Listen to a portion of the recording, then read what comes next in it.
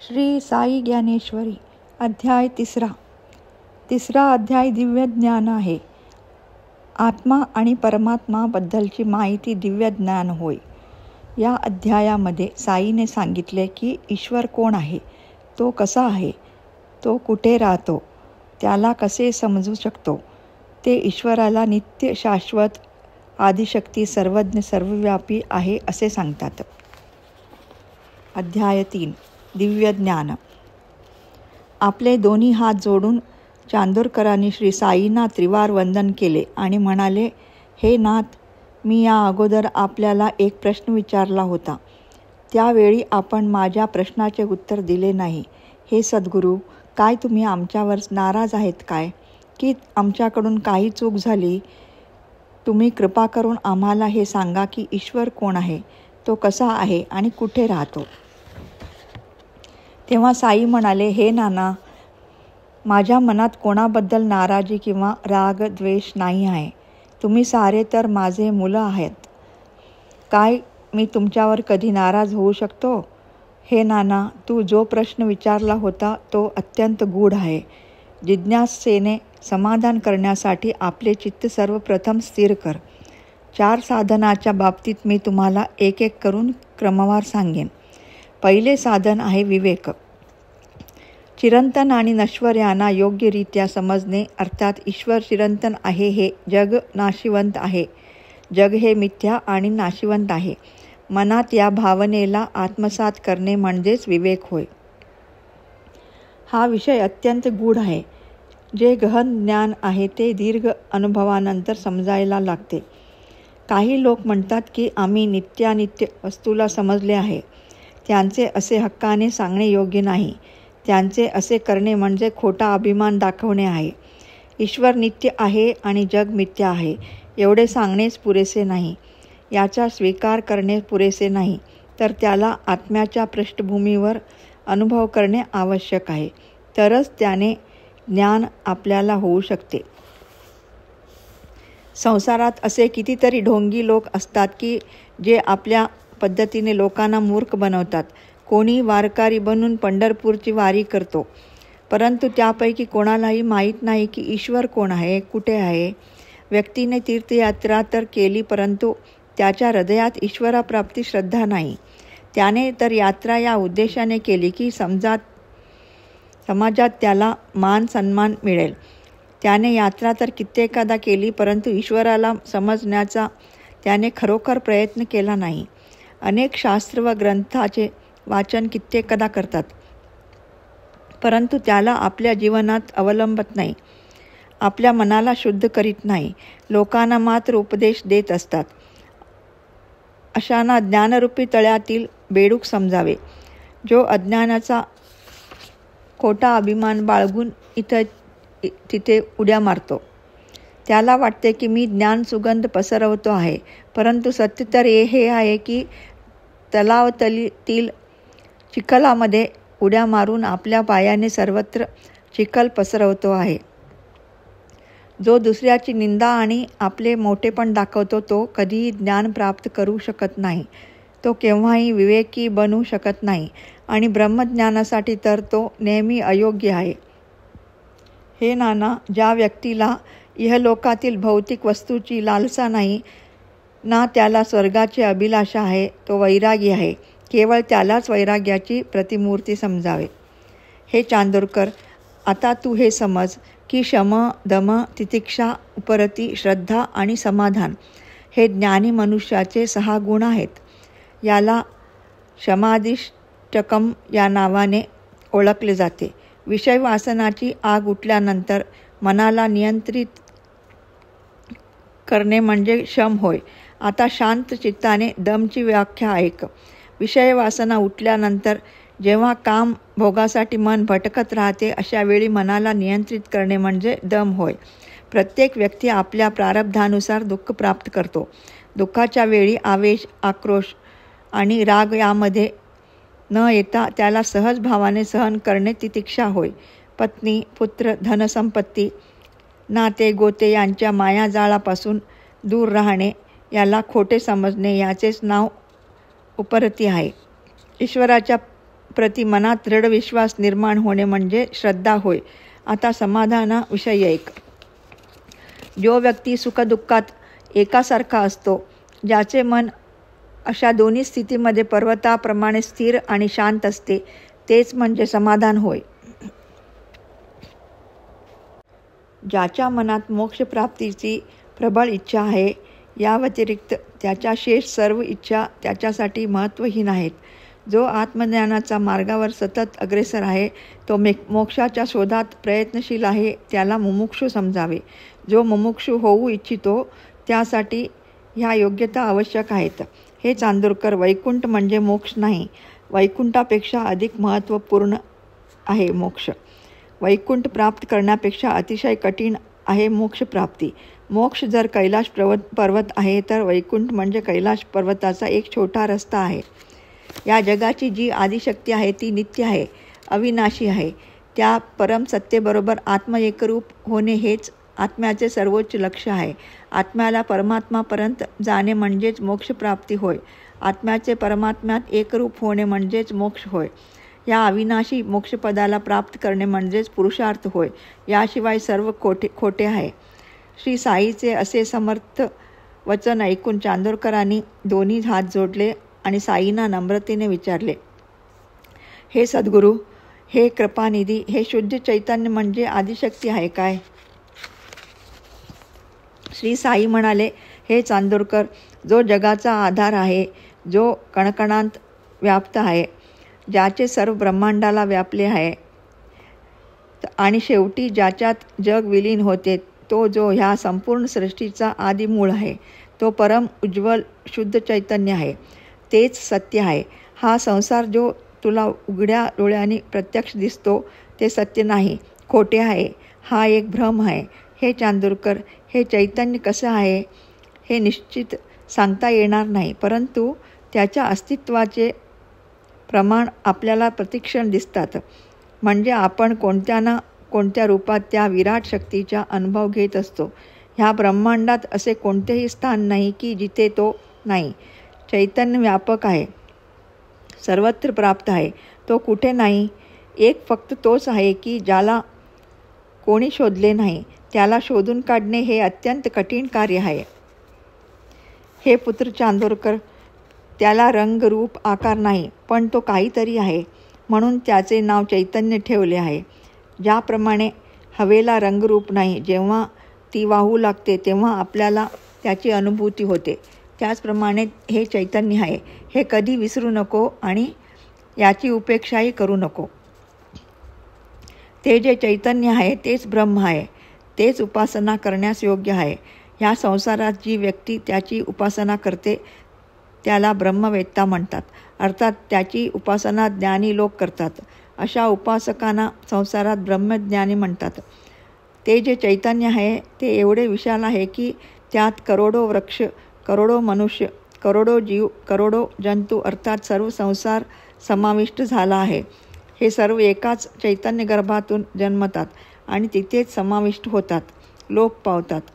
ह्या संसारात जे काही तू पाहतो आहे, जे काही तू ओळखतो, जे काही तू अनुभवतो, म्हणजे जे दृश्य, ज्ञेय, भासमान, या सर्वाचे मूळ कारण चैतन्य आहे. हे नाना, त्या चैतन्याच्या किती व्याख्या करायच्या, ते अवर्णनीय आहे. ते चैतन्य सर्वव्यापक आहे. ते चैतन्य क्लेशरहित आहे. ते सत्यरूप, ज्ञानरूप आणि आनंदरूप म्हणजे सच्चिदानंद आहे. आपण सर्व जे प्राणी आहोत, आपण त्यापासून भिन्न, वेगळे आणि दूर नाहीत. त्याच्या सूक्ष्म अंश आपल्या सर्वांमध्ये आहे. ते परम आणि व्यापक चैतन्य ब्रह्म या नावाने ओळखले जाते. चांदोरकरांनी दोन्ही हात जोडून साईंना विचारले, हे सद्गुरू साईनाथ, आपण म्हणता की ब्रह्म सर्वव्यापी आहे, दोषमुक्त किंवा पूर्णपणे शुभ आहे, आनंद स्वरूप आहे, तो सर्वांमध्ये विद्यमान आहे. हे मी चांगल्या प्रकारे समजू शकत नाही. तुम्ही मला हे गूढ तत्त्वज्ञान चांगल्या प्रकारे समजावून सांगा आणि माझी शंका निरसन करा. चांदोरकर म्हणाले, हे सद्गुरू, तुम्ही सांगता की चैतन्याचा अंश सर्व प्राणी मात्रात आहे. चैतन्याचा गुणही सर्व प्राण्यामध्ये आहे. चैतन्य तर दोषमुक्त आणि निर्मळ आहे, परंतु ह्या संसारातील अधिकतर प्राणी दोषी, रोगी, शोकग्रस्त, क्लेश आणि विकारांनी भरलेले आहेत. मग चैतन्याचा गुण त्याच्यात कसा आहे? जो जन्मांध आहे तो लावण्याला कसा बघू शकतो? प्राणी ह्या संसारातील खोट्या वस्तूंना बघून बघून आंधळा झाला आहे. त्याला चैतन्याचे सत्य कसे दिसेल? तुम्ही आत्म्याला चैतन्याचा अंश म्हणता, त्याच्या एकत्वाची गोष्ट सांगता, परंतु मला तर संसारी प्राण्यामध्ये चैतन्याचे गुण तर काहीही दिसत नाही. असे वाटते की संसारी प्राण्यामधील चैतन्याचे गुण नष्ट झाले आहेत. चैतन्याचा अंश आत्मा आहे तर सर्व आत्मे एकेसारखे असायला पाहिजे, परंतु इथे तर प्रत्येक आत्मा वेगळे दिसतो. सर्वाचे वेगळे गुण मला दिसतात. ह्या संसारात प्रत्येक आत्म्याचे सुखदुःख वेगवेगळे आहे. प्रत्येकाचे सुखदुःख वैयक्तिक आहे. कोणीही एक दुसऱ्याबरोबर मेळ खात नाही. एकच चैतन्य अंश जर सर्व आत्म्यामध्ये आहे तर सर्व आत्म्याचे सुखदुःख एकासारखे असायला पाहिजेत होते, एक दुसऱ्याशी मेळ खायला पाहिजे होते, परंतु असे नाही आहे. हे सद्गुरू श्री साई, असे का? ह्या संसारात प्रत्येक आत्म्याचा शरीर भिन्न भिन्न आहे. प्रत्येक प्राण्याचा वैयक्तिक गुण भिन्न भिन्न आहे. जर प्रत्येक आत्मा एक चैतन्याचा अंश आहे तर ही विभिन्नता कशाला? हा वेगळा खेळ कशाला? नानाचे हे बोल ऐकून श्री साई म्हणाले, हे नाना, मी तुझ्या शंकाचे आताच समाधान करतो. आपले चित्त स्वस्थ करा आणि मी काय सांगतो ते ध्यानपूर्वक ऐका. पाण्यामध्ये जर लाल, पांढरा, काळा मिश्र रंग, पिवळा, निळा, हिरवा, जांभळा इत्यादी वेगवेगळे रंग मिसळले, त्यांना वेगवेगळ्या पात्रात ओतले तर प्रत्येक पात्रात वेगवेगळे रंग दिसतील, परंतु सर्वांमध्ये जल तत्व आहे, ते तर एकच राहील. लाल रंगात मिसळण्याचे पाणी लाल रंगाचे दिसते, पिवळ्या रंगात मिसळलेले तर पाणी पिवळ्या रंगाचे दिसू लागते. वेगवेगळ्या रंगाच्या पाण्याचे पृथक्करण केलं तर पाण्याचे वेगळे रंग नष्ट होतात आणि पाणी आपल्या मूळ रूपात येते. तसेच आत्मा हृदयाशी मिळाल्यानंतर होते. हृदय सुखदुःखाचे अनुभव करतो, म्हणून आत्मा हृदयाशी मिळाल्याने आपण विविध प्रकारच्या सुखदुःखांचा अनुभव करतो. हे नाना, या प्रकारे कित्येक व्यक्ती आपल्या वेगवेगळ्या सुखदुःखाची अनुभूती करतो. आत्मा सर्वांमध्ये एकासारखा आहे. आत्म्यात परस्पर भिन्नता नाही. ते सत्य, शुद्ध आणि नित्यरूपात सर्वांमध्ये आहे, परंतु हृदयावर सुखदुःखाचे जे परिणाम होतात तसे तो अनुभव करतो. आत्मा शरीराला धारण करतो. आत्म्याचा धर्म आहे शरीराला धारण करणे, म्हणून संसारी जीव ज्या सुखदुःखाला प्राप्त करतो त्याचा अनुभव त्याच्या हृदयावर होतो. आत्मा तर शुद्ध आहे, तो तर शुद्ध चैतन्याचा अंश आहे, म्हणून तुम्ही आत्म्याला शुद्ध रूपातच पहा, त्याला पूर्णपणे शुद्धच समजा. हे नाना, आता मी तुला वास्तविकता म्हणजे काय ते समजावतो, म्हणजे तू असत्याला ओळखून त्यापासून निर्माण होणाऱ्या विषय वासना, इच्छा आणि मनोविकारांना पूर्णपणे समाप्त करू शकतील. चैतन्याची त्रिगुणात्मक शक्ती आहे, पारमार्थिक, व्यावहारिक आणि प्रतिभासिक. ती अशी आहे की जसे एका शरीराच्या 3 अवस्था, वृद्धावस्था, तरुणावस्था आणि बाल्यावस्था, हे शरीर ह्या 3 अवस्थांना भोगतो. हे पुत्र नारायण, याला चांगल्या रीतीने समज. पारमार्थिक चैतन्याची अवस्था त्या आत्म्याची असते. त्याच्या योग्यतेनुसार गणना साधू किंवा संतांच्या रूपात होते. जे शास्त्राप्रमाणे आचरण करतात, शास्त्रात सांगितलेल्या वर्जित वस्तूंना त्याग करतात, ती आत्मा व्यावहारिक होय. जी असत्याला सत्य मानतात, ज्या आत्माचे ज्ञानचक्षु बंद आणि अज्ञानचक्षु खुले असतात, जी सत्यता पाहू शकत नाही तर केवळ असत्याला न्हाळते, अशा आत्माला प्रतिभासिक आत्मा म्हणावे. हे नाना, प्रातिभासिक गुण असणारा आत्मा अज्ञानी असतो, व्यावहारिक गुणाचा आत्मा सज्जन असतो आणि पारमार्थिक गुणाने परिपूर्ण आत्मा साधुसंत असतो. सर्वांमध्ये आत्मा एकच आहे, परंतु अर्जित गुणामुळे आपण त्यांना वेगवेगळ्या रूपात पाहतो. हे नाना, राजा, अधिकारी आणि राजसेवक ह्या तिघांना तर तू तर पाहतोच आहेस. त्या तिघात तुला भिन्नता दिसते. ह्या तिघातील भिन्नतेच्या मागे जे मूळ कारण आहे ती राजशक्ती. या कारणामुळेच तिघांमध्ये 3 भिन्न स्थिती आहेत. राजा सिंहासनावर बसतो, तो हत्तीवर स्वार होतो, रथात पालखीत बसून कुठेही येतो जातो. त्याची जशी इच्छा असेल त्याप्रमाणे तो शासन करतो, हुकूम चालवतो. अधिकारी वर्ग राजाच्या आज्ञेचे पालन करतात. ते राजाच्या आज्ञेवर अवलंबून असतात. आपल्या इच्छेप्रमाणे काहीच करू शकत नाहीत. ते स्वतंत्रपणे काहीही करू शकत नाही. म्हणजे कोणतेही निर्णय ते स्वतः घेऊ शकत नाही. पूर्ण प्रजा राजसत्तेच्या नियमानुसार किंवा सीमेत राहून आचरण करते. यामागचे जे एकमात्र कारण आहे ते राजशक्ती होय.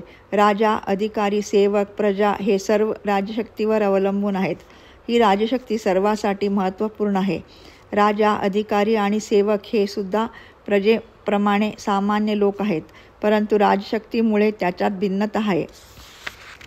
राजाचा काही कारणाने मृत्यू होऊ शकतो, परंतु राजशक्तीचा मृत्यू त्याच्याबरोबर होत नाही. राजशक्ती केव्हाच नष्ट होत नाही. ह्या राजशक्तीचे वेगवेगळे रूप भिन्न भिन्न प्रकारात दिसून येतात. जो कोणी राजशक्तीप्रमाणे स्वतःला तयार करतो तो निश्चित राजा बनतो आणि तोच राजाचा राजा बनण्यास पात्र असतो. राजशक्ती पूर्णपणे विकाररहित असते, परंतु तिच्या साहाय्याने सर्व कार्य पूर्ण होतात. हे नाना, आता तू ज्या सरकारी पदाच्या खुर्चीवर बसतो त्या खुर्चीच्या पृष्ठभूमीची शक्ती राजशक्ती आहे. त्याच राजशक्तीच्या शक्तीवर एक शिपाई दिवसभर तुझ्याजवळ उभा राहून पंख्याने हवा करीत राहतो. हे नाना, तुझ्याजवळ जेवढी राजशक्ती आहे तेवढेच तुझे अधिकार आहेत. शिपाई आणि पंखा करणाऱ्या जवळसुद्धा राजशक्ती आहे, परंतु त्याच्याजवळ लहान अधिकार आहेत. तसे पाहता तुम्हा दोघांजवळ राजशक्तीच आहे. तुम्ही दोघेही सरकारी नियमाप्रमाणे कार्यरत आहात, परंतु राजशक्ती कमी जास्त असल्यामुळे एक व्यक्ती बसल्या बसल्या हवा खातो आणि दुसरा व्यक्ती उभा राहून पंख्याने हवा देतो. राजशक्तीच्या उपयोगाचा पूर्ण अधिकार राजाजवळ असतो. अधिकाऱ्याजवळ राजशक्तीचा काही अंश असतो. शिपायाजवळ राजशक्ती त्याहीपेक्षा कमी असते. प्रजेला तर फक्त राजशक्तीच्या अनुसार आपला कार्यव्यवहार करावा लागतो. ते तर पूर्ण राजाज्ञेवरच चालतात. ज्याप्रमाणे राजा राजशक्तीशी एकरूप होऊन राजसत्तेचे पूर्ण सुख उपभोगतो, त्याप्रमाणे पारमार्थिक आत्मा ब्रह्माबरोबर एकरूप होऊन ब्रह्मानंद सुख भोगतो. सद्गुरू श्री साईचे असे वचन ऐकून चांदोरकरांनी आपले दोन्ही हात जोडले आणि म्हणाला, हे श्री साई समर्थ, ही राजशक्ती तर निराकार आहे, निरवयव आहे. मग याच्या अंशाने विभाजन कसे होऊ शकते? राजशक्तीला तुकड्या तुकड्यात वाटले तर तिचा निराकारतेचा गुण नष्ट होईल ना? श्री साई म्हणाले, राजशक्ती अभेद आहे. याचं विभाजन कोणीही करू शकत नाही. तरीसुद्धा याचं विभाग होण्याचे प्रमाण मिळतात. चैतन्यातही दिसते.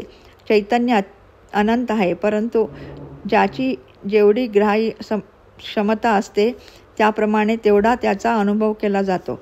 राजशक्तीला अंशात वाटता येत नाही. ज्याची ग्राह्य क्षमता जेवढी असेल तो त्याला तेवढ्या प्रमाणात अनुभूती करतो. छोटा घडा असो व मोठा रांजण, मोकळ्या मैदानात कोणी मोठा तंबू बांधला असेल तरी या सर्वाच्या वरती आकाश सारख्याच रूपात आच्छादित असतो. विशाल तंबूवर जास्त आणि घड्यावर कमी आच्छादित आहे असे होत नाही. तो सर्वावर समान रूपात सावली देतो. ज्याची ग्राह्य क्षमता जेवढी असते तो आकाशाला तेवढा ओढून घेतो. याचाच अर्थ हा नाही की आकाशाचे वेगवेगळे तुकडे झाले. हे नारायणा, आकाशाप्रमाणे परमात्म्याचे रूप असते. तो अंशामध्ये विभक्त होऊ शकत नाही. हे तू नीट समजून घे. हो, हा संसार तुला दिसतो, हा वास्तवात मायाचा खेळ आहे. मायेने ब्रह्माची मदत घेऊन या सर्व ब्रह्मांडाची रचना केली आहे.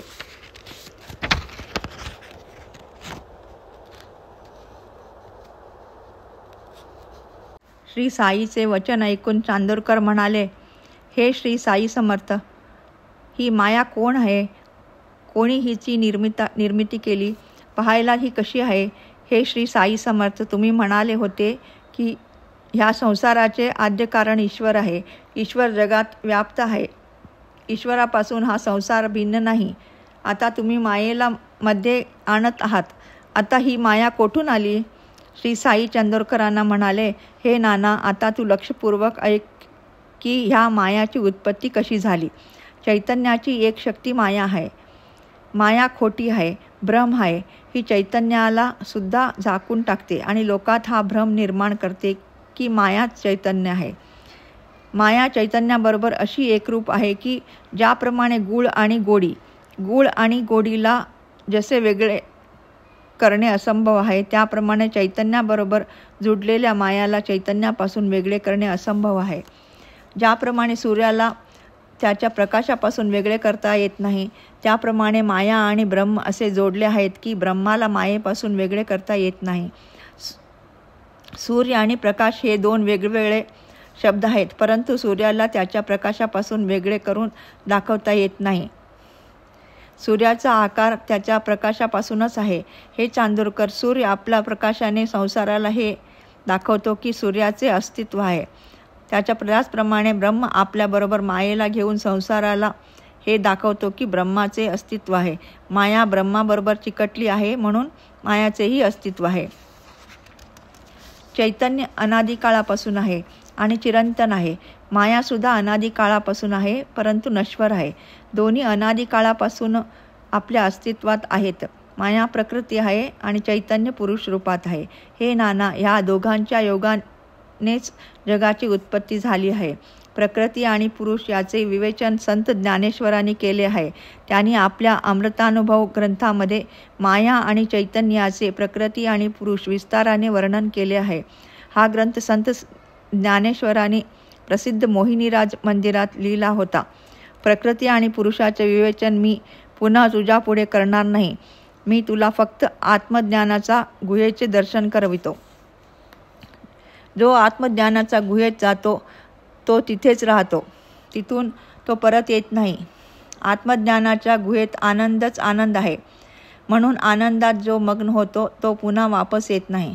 पुरुष, ईश्वर सर्व आनंदाचे कारण आहे. प्रकृती, माया त्याचे कार्य आहे. हे चांदोरकर, ह्या मायेची लीला अगाध आहे. हा मी आहे, हा माझा आहे, हा तुझा आहे, हा माझा नाही, अशा प्रकारच्या अनेक भावना व्यक्तीच्या मनात निर्माण होतात. ह्या भावना मायेच्या कारणामुळे निर्माण होतात. माया तर असत्याचा आभास करते. मायेमुळेच आपण भ्रमित होतो. माया आपल्या जाळ्यात अशी अडकवते की आपल्याला बधीर आणि आंधळी बनवते. त्यानंतर व्यक्तीला वास्तवतेचे भान आणि ज्ञान राहत नाही. तो सत्यालाही ओळखत नाही. मायाचे दोन गुण आहेत. पहिला गुण आहे वास्तवाला लपवणे. संसारातील प्रत्येक वस्तूला माया लपवते.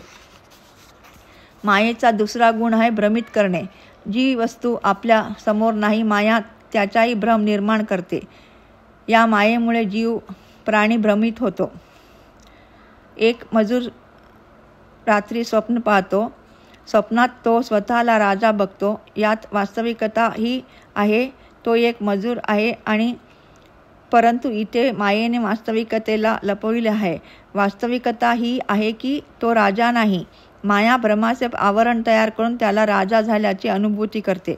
माया तर ब्रह्मालाही ह्या प्रकारे लपवते की आणि जगाच्या समोर कोणते तरी स्वरूप प्रस्तुत करते. हा संसार सत्य नाही आहे. फक्त एक चैतन्य परमेश्वर सत्य आहे. ह्या मायामुळे हे जग तुम्हाला असे दिसून येते. वास्तविक जग तर काही वेगळेच आहे. ह्या जगाबरोबर संसारातील सारे विषयसुद्धा भ्रम आहेत, खोटे आहेत, असत्य आहेत. ते लोकांच्या डोळ्याला खरे वाटते परंतु ते पूर्ण असत्य आहे आणि ते हितावह नाही. हे चांदोरकर, ज्ञान मिळवा आणि ज्ञानाच्या प्रकाशाने मायेचे आवरण दूर करा. मग तुम्हाला शुद्ध चैतन्याचे दर्शन होईल.